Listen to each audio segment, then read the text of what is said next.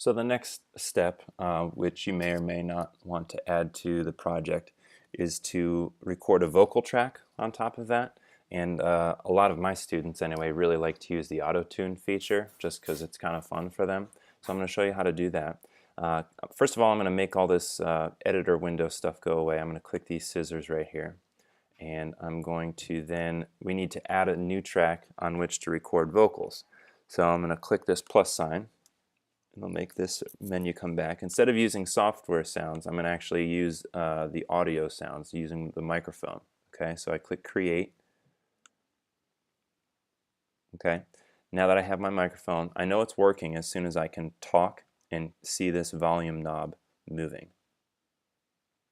So because that green line moves like that, that means that it's picking up my voice.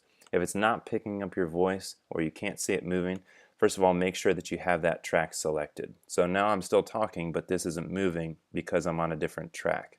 Okay, so I'm going to select the audio track yet again.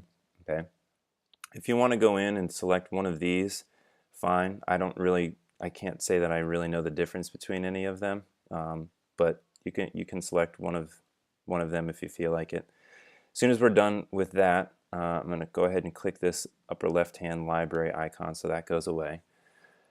So now I'm ready to record vocals, but before you do that, it's good to know what scale you're using, because obviously with auto-tune it's going to automatically tune your voice, but only to use the notes within a certain scale. So that's some place where you might need to help the kids, or if you are putting auto-tune within another song that already exists, you're going to need to figure out what scale you're using. I've found that GarageBand sometimes gets confused with minor scales, whether or not you're using the harmonic minor, the melodic minor, natural minor, etc. In this case, I'm just using the natural minor, so I'm going to leave it in C major, as it's the natural minor to A minor is the natural minor for C major, or the relative minor. And I'm going to just sing my track into GarageBand the same way that I recorded the bass. Okay, so I'm going to click record here. It'll start. So now it's recording. You can see by the waves that are indicated, and it's recording these different tracks. So I'll obviously delete the first 2 or 3 times. Here we go.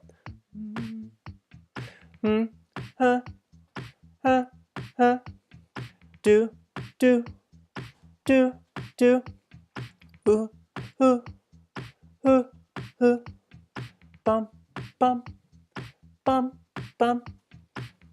You know, I recorded several different syllables just to kind of, have options. It's good to have options when you're doing these things.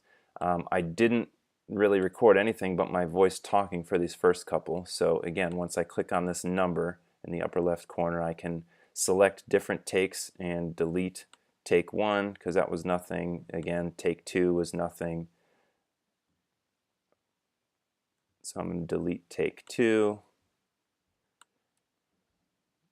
I think take 3 is when I actually started to, oh, that's nothing, so I'll go ahead and delete take 3. So right here is where I started to actually record pitches, and again, have the kids listen through them and select which one they thought was the best. A lot of them will probably say, oh, none of them were good. Well, again, we're using the auto-tune feature, so it doesn't have to be perfect. Okay, so just have them select one. I'm going to select take 6 just because.